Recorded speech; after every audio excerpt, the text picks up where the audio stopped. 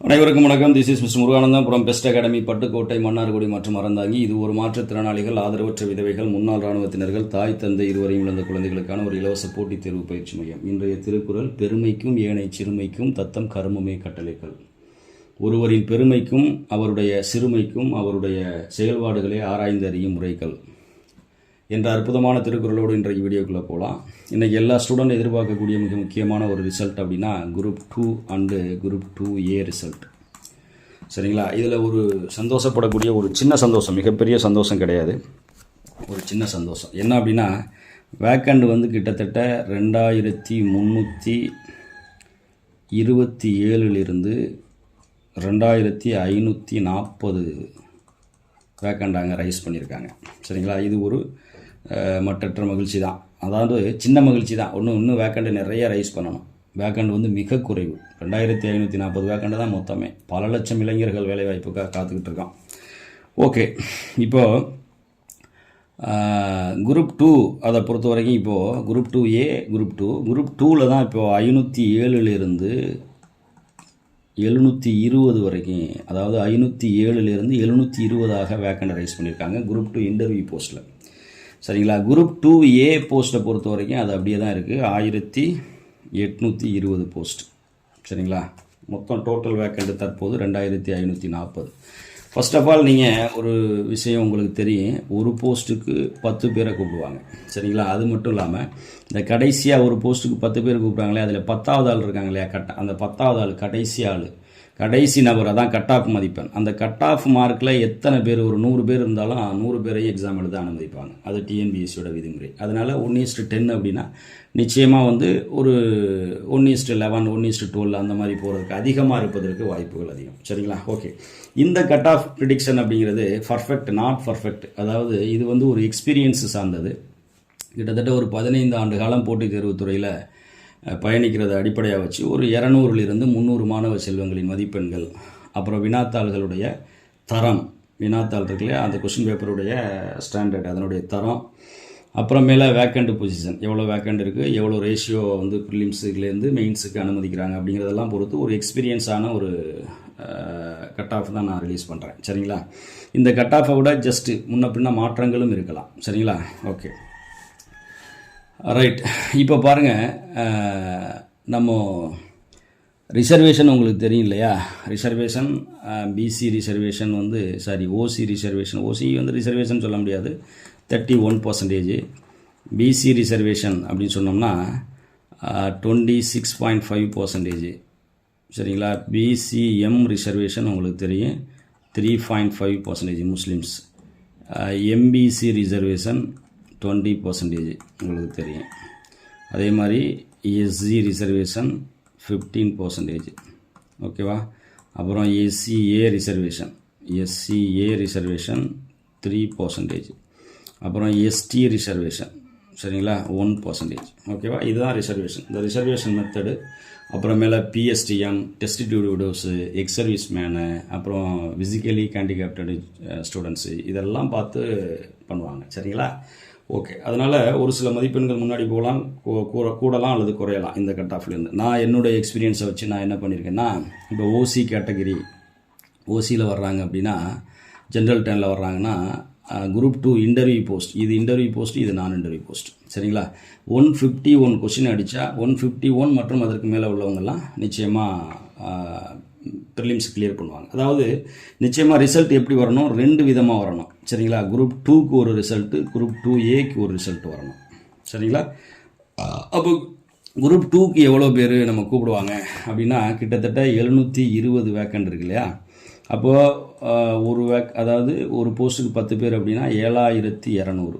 So இதோட சேர்த்து ஒரு 50லேருந்து ஒரு 100 பேர் அதிகமாக இருக்கலாம் லாஸ்ட் மதிப்பெண்கள் இருக்கிறவங்க. அப்போ 7300 வச்சுக்கோமே, ஒரு 100 போட்டுக்குவோம் பாசிட்டிவாகவே. அப்போ ஒரு 7300 பேர் சூஸ் பண்ணுவாங்க. சரிங்களா? அதற்கான கட் ஆஃப் இந்த ஃபஸ்ட்டு காலத்தில் இருக்குது. அடுத்து வந்து குரூப் 2A போஸ்ட் வந்து பார்த்திங்கன்னா 1820 போஸ்ட் குரூப் 2A. சரிங்களா? இதில் இந்த குரூப் 2Aயில் ஒரு போஸ்ட்டுக்கு 10 பேர் சூஸ் பண்ணாங்க அப்படின்னா கிட்டத்தட்ட 18,200. சரிங்களா? 18,200. அதோடு சேர்த்து லாஸ்ட் மதிப்பெண்கள் இருக்கிறவங்க அப்படி சேர்த்தாங்கன்னா ஒரு 200 பேரை சேர்த்தாங்க அப்படின்னா ஒரு 18,400லேருந்து 18,500 வரைக்கும் சூஸ் பண்ணுவாங்க. சரிங்களா?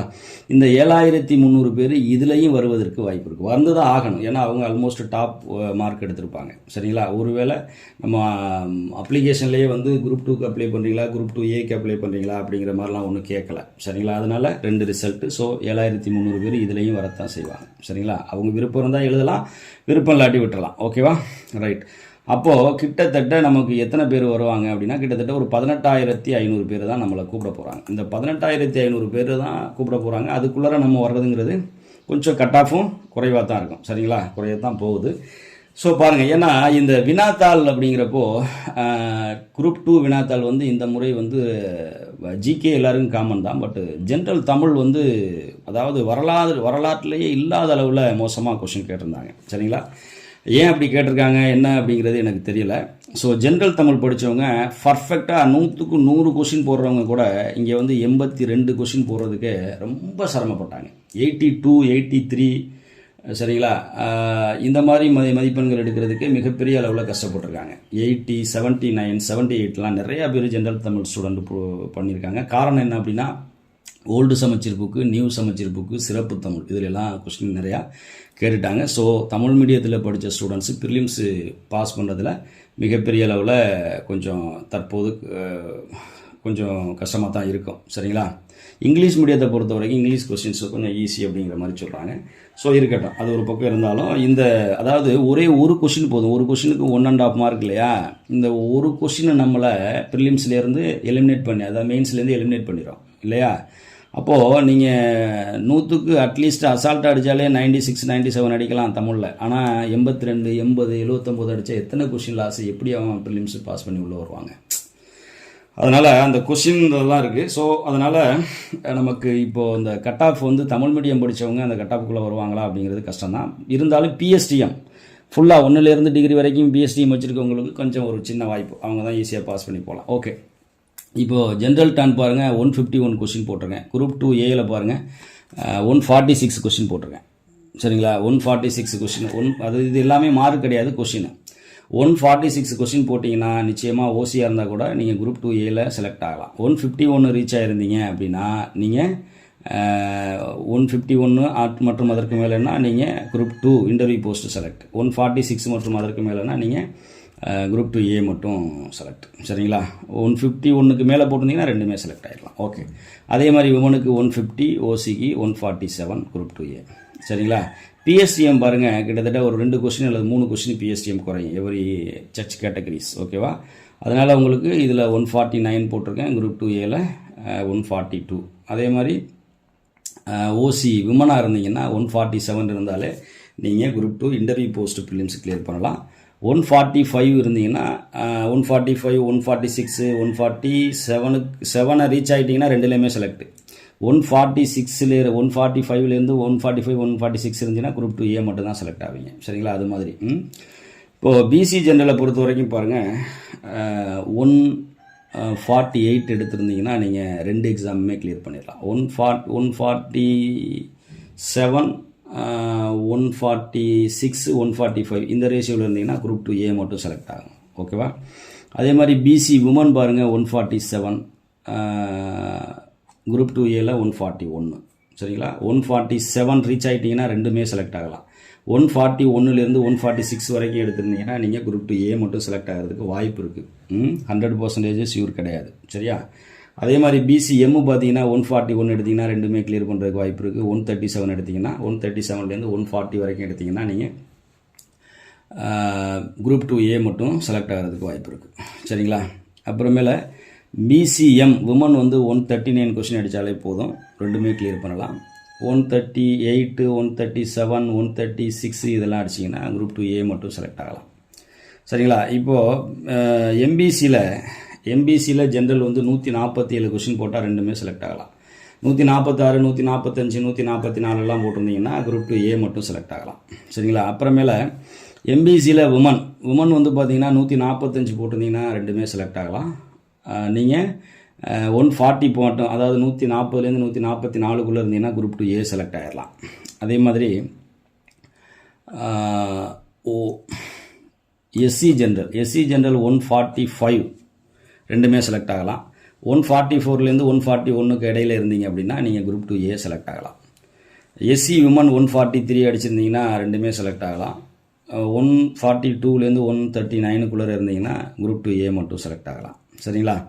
எஸ்சிஏ ஜென்ரலில் வந்து பார்த்தீங்கன்னா 137 கொஸ்டின் போட்டிருந்தீங்கன்னா ரெண்டுமே செலக்ட் ஆகலாம். 136லேருந்து 134க்குள்ளே இருந்தீங்கன்னா நீங்கள் குரூப் 2A மட்டும் செலக்ட் ஆகலாம்.